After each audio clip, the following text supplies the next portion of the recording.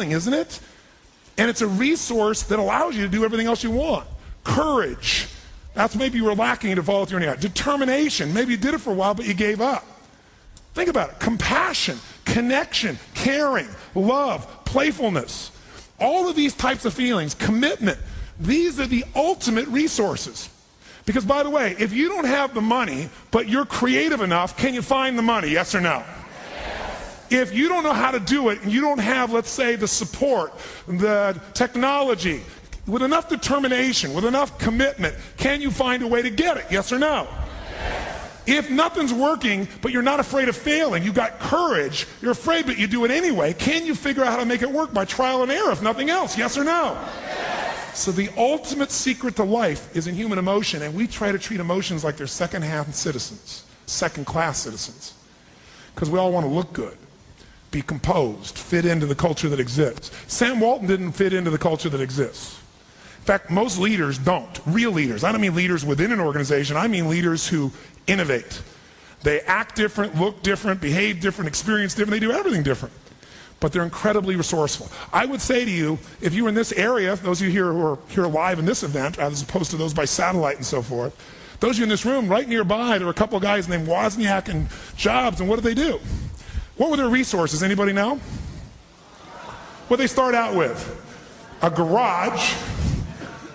No, not even $10,000. It was $1,300. They didn't have $1,300. You know what they had? They had an old Volkswagen bus, and Wozniak had one of those scientific computers, calculators, I should say. It was a calculator, and they sold them together, got $1,300, and they did pretty well. They built an organization. And by the way, at one point, Jobs got kicked out of his own organization. Remember that? He's resourceful. He got back. He's now revolutionizing this whole multimedia experience. How many people love their iPod? Won't go anywhere without that baby, right?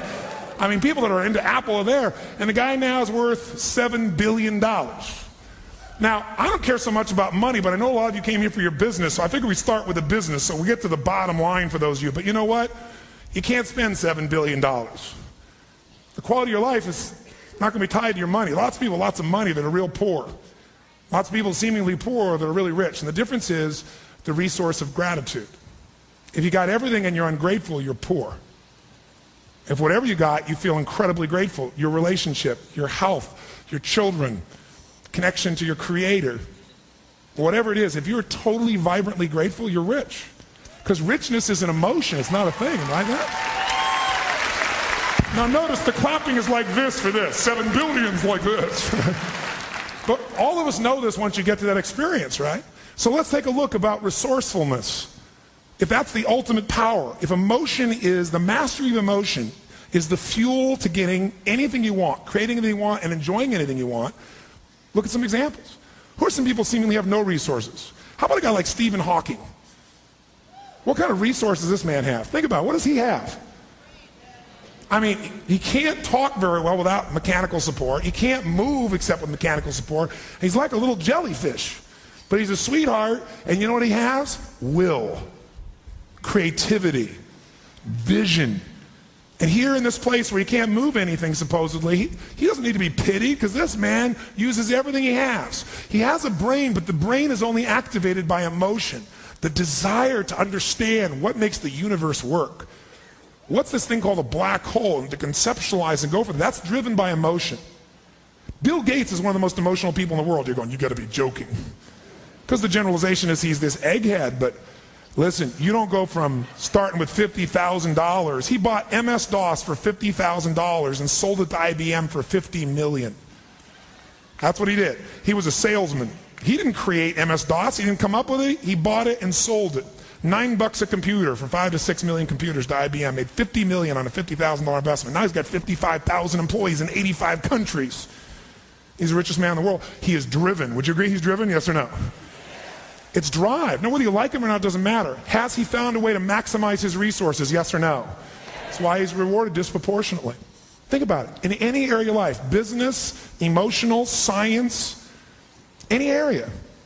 If I told you that there's going to be a child and she's now going to be born to a mama who's only 14 and the mama's going to leave her shortly thereafter, what's the future for that child? Most people's generalizations say that child's got no future.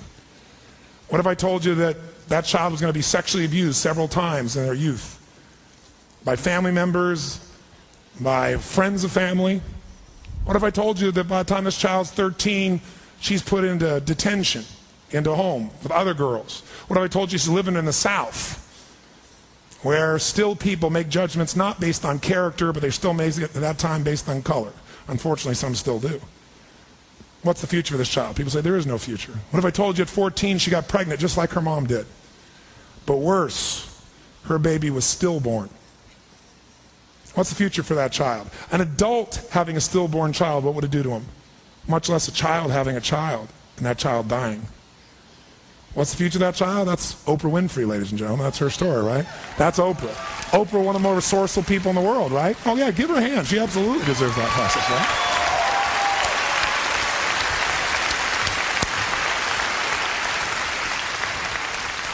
Oprah's a leader. Why? She maximizes human resources. How? Some emotion inside of her would not stop, would not settle, would not listen to all the people told her was impossible. And now she calls the shots.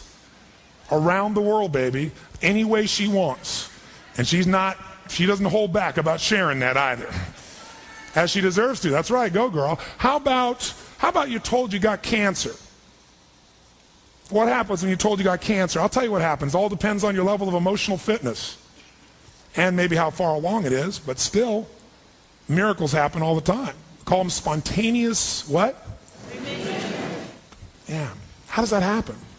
How come some people have this spontaneous remissions that are miracles? And there's plenty of them. What is it? What if you were told that you got testicular cancer? You're a male, that would be helpful in that process. Right?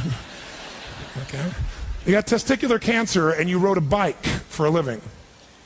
I mean, any kind of cancer would be tough, but that'd be pretty tough. And what if you found out very quickly it was in your lungs and you had one the size of golf balls in your brain? And that no one was betting you'd survive, and they're all telling you just, prepare for the best, prepare for the end. And you'd never even won one Tour de France, which was your ultimate vision in life. Not even one. And then you go on to not only heal your body, get it out of your brain, get it out of your lungs, get it out of that part of your body, but to break history and win 6 Tour de France's, ladies and gentlemen, after that cancer process, right?